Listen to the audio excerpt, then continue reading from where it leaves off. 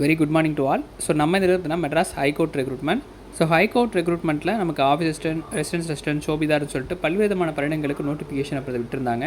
நாளைய மறுதினம் அப்படின்றது எழுத்து தேர்வு அப்படின்றது நடக்குது. ஸோ இதில் வந்து நமக்கு ஹால் டிக்கெட்டில் என்னென்ன இன்ஸ்ட்ரக்ஷன்ஸ் கொடுத்துருக்காங்க.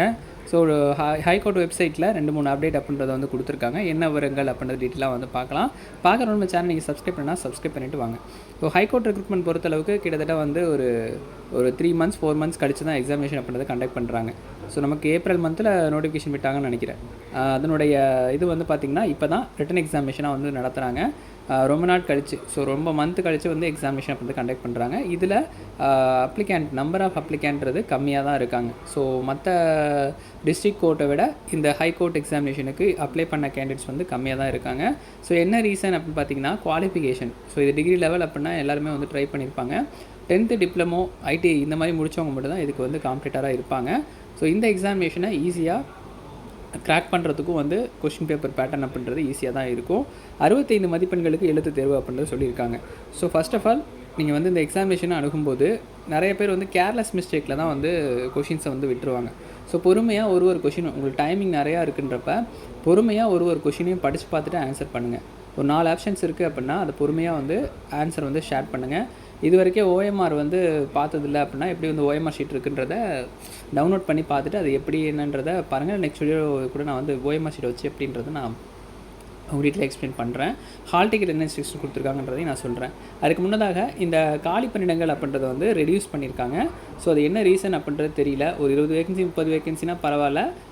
100 வேகன்சிஸ்க்கு மேலே கொடுத்துட்டு 42 வேகன்சிஸ் தான் அப்படின்னு சொல்லும்போது ஸ்டூடெண்ட்ஸ் வந்து கொஞ்சம் நேற்று ரொம்ப இதாகிட்டாங்க. ஸோ என்ன ரீசன் அப்படின்றது தெரியல. என்ன பணியிடத்துக்குன்னு பார்த்தீங்கன்னா துப்புரவு பணியாளர் மற்றும் சுகாதார பணியாளர், ஸோ சானிட்டரி ஒர்க்கரும் ஸ்வீப்பருக்கான பணியிடங்களும் வந்து பார்த்திங்கன்னா நமக்கு வந்து குறைச்சிருக்காங்க.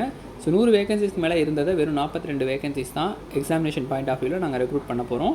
அதனுடைய டிஸ்ட்ரிபியூஷன் ஆஃப் வேகன்சிஸ் கம்யூனல் வைஸாக ரிலீஸ் பண்ணுவோம் அப்படின்றது தான் இந்த இதில் வந்து ஷெடியூலில் வந்து கொடுத்துருக்காங்க.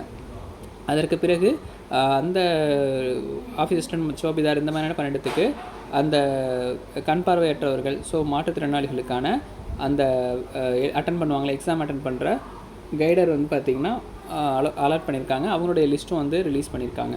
ஸோ இதான் ஒரு அப்டேட்டாக நேற்றுலேருந்து கொடுத்துருந்தாங்க. இப்போ 21ஆம் தேதி வரைக்கும் அப்டேட் கொடுத்துருக்காங்க. நேற்று தினம் ஒரு அப்டேட் கொடுத்துருக்காங்க. என்ன அப்படின்னா தேர்வு மையத்திற்கு ஒதுக்கப்பட்ட விண்ணப்பதாரர்கள், அதாவது தமிழ்நாடு டாக்டர் அம்பேத்கர் சட்ட பல்கலைக்கழகம் தங்கள் இடமுகவரியை பின்வருமாறு படிக்கலாம். ஸோ அம்பேத்கர் லா யூனிவர்சிட்டிக்கு சென்ட்ராக போட்டவங்க பெருங்குடி வளாகம், டாக்டர் எம்ஜிஆர் சாலை, தரமணி, டிஆர்எஸ் ரயில் நிலையம் அருகில், சென்னை 6,13,000ன்ற அட்ரஸ் அப்படின்றது வந்து பார்த்திங்கன்னா உங்களுக்கு நியூ அட்ரஸாக வந்து கொடுத்துருக்கோம் அப்படின்றத சொல்லியிருக்காங்க.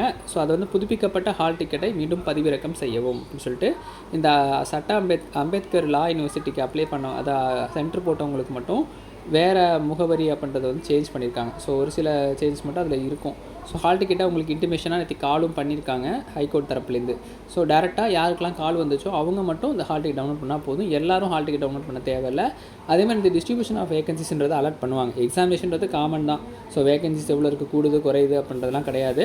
அப்ளை பண்ணிட்டீங்கன்றப்ப கண்டிப்பாக அந்த எக்ஸாமினேஷன் அட்டென்ட் பண்ணுங்கள். லாஸ்ட் டைமில் எப்போ வேணாலும் வேகன்சிஸ் ஆட் பண்ணுவோம், குறைப்போன்றதை அவங்க இன்டிமேஷன் கொடுத்துருக்காங்க.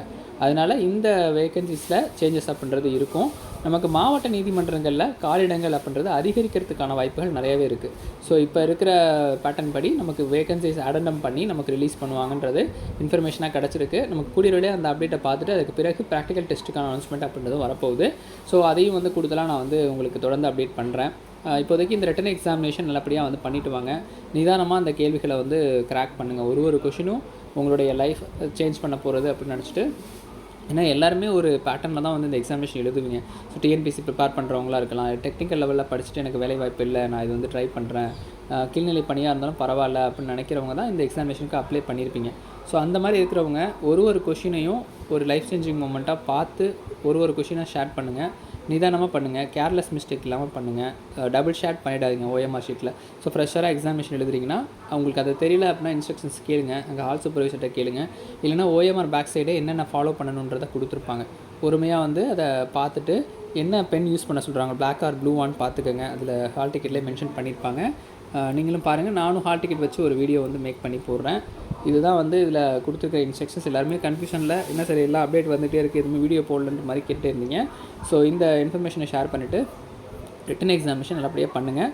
அடுத்தடுத்த ரவுண்டுக்கு ஃபுல் கைடன்ஸ் அப்படின்றது நம்ம யூடியூப்லேயே தொடர்ந்து வந்து வீடியோவாக பார்க்கலாம். ஸோ வேறு எதுவும் உங்களுக்கு டவுட் இருந்தது அப்படின்னா வீடியோ கமெண்ட் செக்ஷனில் கமெண்ட் பண்ணுங்கள். உங்களுடைய சென்டர்ஸ்க்கு கரெக்டாக வந்து அரைவ் ஆகிடுங்க, லேட்டாக போகாதீங்க. எல்லா தேர்வுமே வந்து எக்ஸ்ட்ரா டைமோடு அலோவ் பண்ண மாட்டாங்க. இப்போ டிஸ்ட்ரிக்ட் கோர்ட்லலாம் ஒரு சில காரணத்தில் கொஞ்சம் லேட்டாக வந்தவங்களை கூட அலோவ் பண்ணாங்க.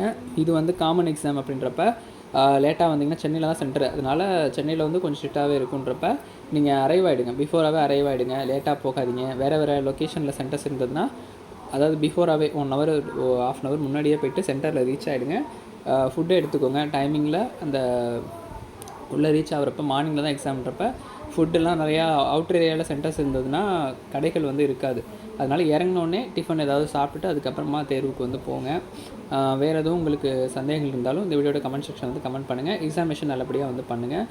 இன்ஸ்ட்ரக்ஷன்ஸ் வந்து நம்ம நெக்ஸ்ட் வீடியோவில் வந்து ஹால் டிக்கெட் வச்சு உங்களுக்கு என்னன்றதை நான் சொல்கிறேன். ஸோ தொடர்ந்து வந்து சேனலையும் ஃபாலோ பண்ணுங்கள். எக்ஸாமினேஷன் கைடன்ஸ் அப்படின்றத தொடர்ந்து நம்ம கொடுத்துட்டே இருக்கோம். அடுத்தடுத்த வீடியோவில் மற்ற அப்டேட்ஸ் வரும்போது நம்ம சேனல் இன்டிமேஷன் பண்ணுறோம். ஸோ ஞாயிற்றுக்கிழமை இந்த தேர்வை வந்து நல்லபடியாக முடிச்சுட்டு வாங்க. தொடர்ந்து அன்றைக்கே வந்து ஆன்சர் கீஸ் வரும்போது நம்ம டிஸ்கஸ் பண்ணலாம். ஸோ தொடர்ந்து சேனலையும் ஃபாலோ பண்ணுங்கள். நன்றி, வணக்கம்.